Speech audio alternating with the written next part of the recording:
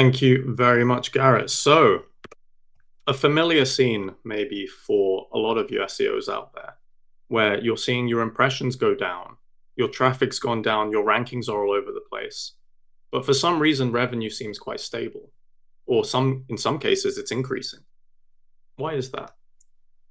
Now, the numbers just don't make sense anymore, right? Let's put it bluntly. If you're an SEO, you understand this. The numbers don't make sense anymore. What the hell is going on with our metrics? Well, the problem really isn't your SEO that you're seeing all these things. It's the metrics themselves. So this is New York City. This is hopefully where I'll be in a couple of months' time, where I'll be able to give the full talk. But for today, I'm going to give a bit of a preview, just a glimpse into a few different things. So first one, why our classic SEO metrics broke, why prompt tracking isn't necessarily the fix that's going to help resolve everything, and then also a fun new way to measure search. So let's start it off with why the traditional SEO measurement model broke. First and foremost, search volume was always a model. It was not truth, right? So it was extrapolated from panels, from APIs, from clickstream assumptions. And many SEOs for the longest time have really taken search volume as gospel, as fact, when it wasn't. Then we had the deep SERP access disappearing. So num equals 100.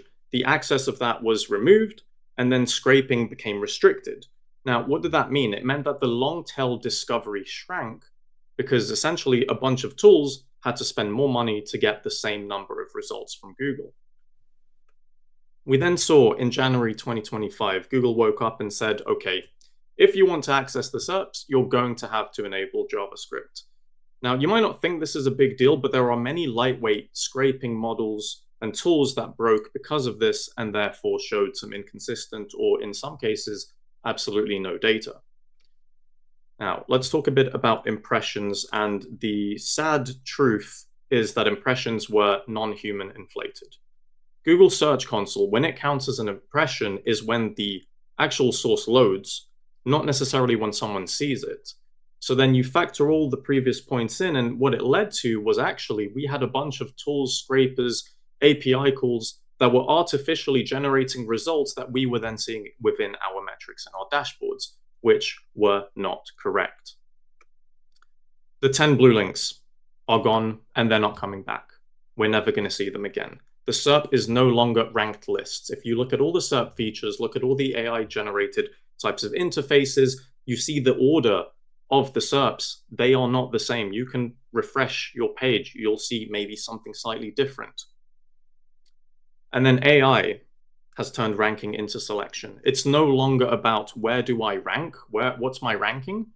It's about, am I actually being selected to be the particular answer or the source from a particular question? So naturally, SEOs do what they always do and they look for new tools, right? But what happened is that the confusion has been holding SEOs back because the numbers just didn't make any sense. Now, I want a virtual hand raise if you've had somebody cold outreach you, email, LinkedIn message, saying that they'll be able to help track your AI visibility.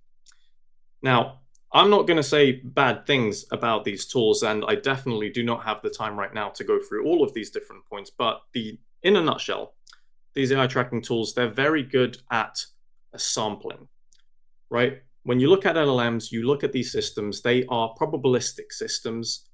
They're not deterministic. Okay, now essentially sampling is fine, right? But as long as we don't pretend that it's the same thing as precision. So that's a very important point, but we don't have too much time to get into all of that. But that's also why sometimes when you put a search into an AI platform, you'll see your brand show up, but then you refresh it and it doesn't show up anymore. And then you refresh it again and it does, and you refresh it again and it doesn't. And then you've just found out that you've wasted so much time for seemingly no reason without getting the answers or the clarity you were looking for. And you can't measure a probabilistic system with deterministic expectations. Now, SEOs are thinking to themselves, okay, so where do we go now? What do we do? How do we move forward in this new reality? Well, don't worry, because a new AI search measurement framework just dropped. And I call it the AI Search Selection Framework. And for all the SEOs out there who love a good acronym, AISSF. What we're going to do, we're going to take SEO and we're going to flip it around a little bit. So it becomes ESO. Now, eligibility, selection, outcome. What does that mean? Let me tell you in a nutshell. Eligibility, it's all about entities and how they're framed. So you can take your brand, let's say, have a knowledge graph with your entity framing in terms of the brand definitions that you have on your own website in terms of how you describe yourself, but also how you're described by external sources around the internet. There are then trust signals and then the various different categories that align with your entity to then ultimately understand your surface eligibility, which is essentially what types of surfaces is my entity going to be eligible to be shown. So that's eligibility. Then we have selection. This is whether or not you are actually chosen. So what we do is we try and figure out how often my brand is included within AI answers across a query cluster. Now, notice how I haven't mentioned keywords, I haven't mentioned prompts. Query clusters essentially is going to be the most accurate way to be able to determine how you actually perform within these searches in this new environment. So forget individual prompts, forget keywords, query clustering is what you need to look at. Now, within that, there's an inclusion scoring rubric. So essentially, it's not just have I shown up, yes or no. It's okay, if you show up, is it a primary type of inclusion? Is it secondary? Is it just a passing mention where nobody even sees or even recognizes your brand? They skip past it. Or have you not been included whatsoever? Outcome is whether it all actually mattered. This is all about commercial viability. So have you had any branded demand increases as a result? Have you had an increase in demo bookings?